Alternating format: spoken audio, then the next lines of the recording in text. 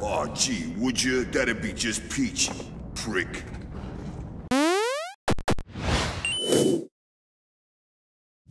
Hey guys, Terry here for Up3 Games, and today I'm going to be talking about Remember Me, which is a game that I have been looking forward to for so long.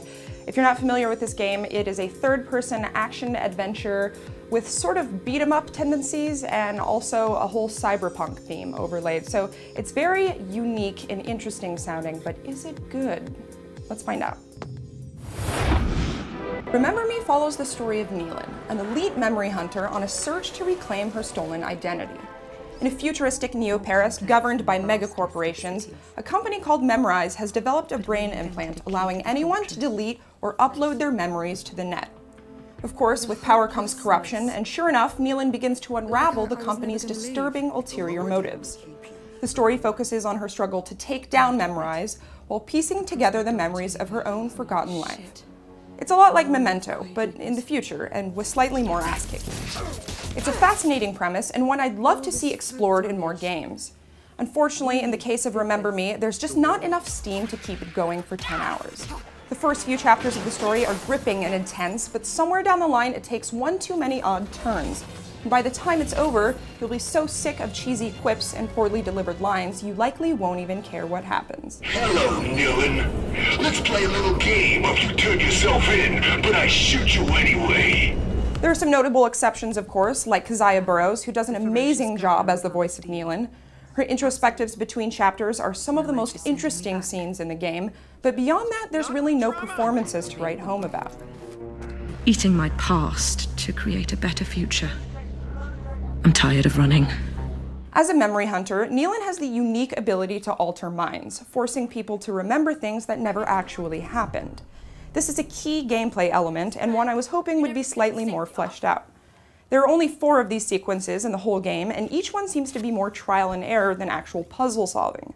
What little strategy is there is attenuated by the pain of having to rotate an analog stick 40 times in a row just to rewind a clip. Awful controls aren't just limited to these sections either. For a game with such a strong emphasis on platforming, it's difficult for Neelan to even turn around, much less climb giant buildings. The world of Neo-Paris is beautifully detailed, but it's also so linear that there's almost no room to explore off the beaten path. The platforming suffers because of this, and from a lack of guidance, which can often lead to your inadvertent death. The rare platforming sections that do shine are the ones that incorporate puzzles into them, ironically providing way more of a challenge than any of the game's memory remixes. Just stay out of the light, Neelan. Damn thing is sniffing for my memories. Of all the things in Remember Me, and there are many, I predict the combat is probably going to be the most divisive feature. In fact, there's a really good chance you won't even fully grasp it until the very end of the game.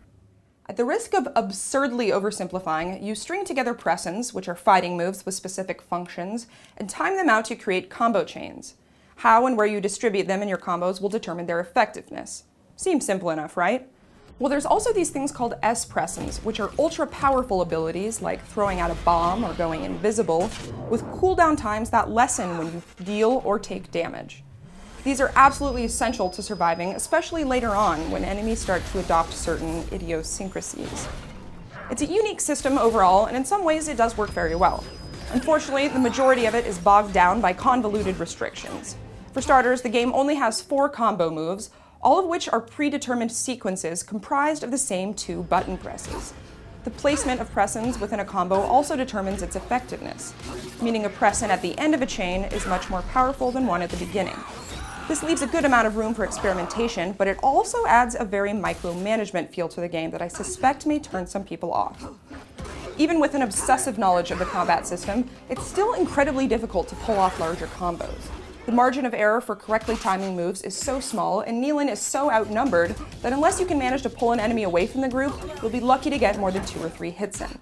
This is made more difficult by the constant need to dodge immediately after a prompt appears, which happens about every second or so. If you do get hit or accidentally hit someone else instead, the combo is broken and you have to start again.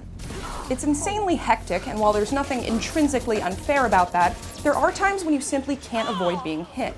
For a game that already demands a tremendous amount of skill from its players, this just strikes me as a cheap shot. There's a big bad hungry wolf. Hunting in the woodies. When all is said and done, Remember Me is a game that gets crushed under the weight of its own ideas.